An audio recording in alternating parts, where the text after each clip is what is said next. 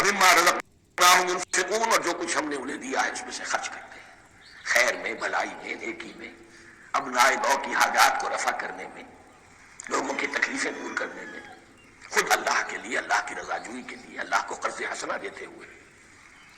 وَالَّذِينَ يُؤْمِنُونَ بِمَا أُنزِلَ إِلَيْكَ وَمَا أُنزِلَ مِن قَبْلِكَ، اور وہ کہ جو ایمان رکھتے ہیں اس پر بھی جو آپ پر نازل کیا گیا ہے محمد صلی اللہ علیہ وسلم، اور اس پر بھی کہ جو آپ سے پہلے نازل کیا گیا۔ یہ بہت اہم الفاظ ہیں، اس لیے کہ عام طور پر آج کل ہمارے ہاں یہ خیال پھیلا ہوا ہے کہ یہ تورات اور انجیل کے پڑھنے کا کوئی فائدہ نہیں، کوئی ضرورت نہیں،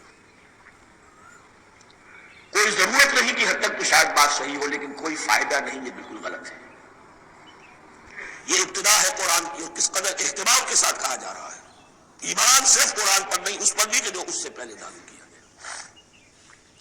اور سورہ نساء کی آیت، اور سورہ نساء نازل ہوئی ہے کہیں جا کر سن 6 ہجری میں، یا ایھا الذین آمنوا آمنوا باللہ ورسولہ والکتاب الذی نزل علی رسولہ والکتاب الذی انزل من قبل۔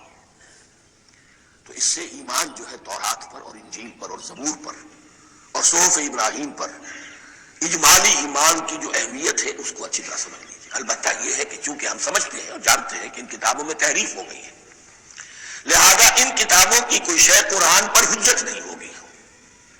جو چیز قرآن سے ٹکرائے گی ہم اس کو رد کر دیں گے، ان کتابوں کی کسی شے کو دلیل کے طور پر نہیں لائیں گے۔ لیکن جہاں قرآن مجید کی کسی بات کی نفی نہ ہو رہی ہو تو بہت سے حقائق ہمیں ان کتابوں ہی سے ملتے ہیں۔ انبیاء کے مابین جو زمانی ترتیب ہے، کرونالوجیکل آرڈر جو ہے، وہ تو ہمیں تورات سے ملتا ہے، قرآن میں تو نہیں۔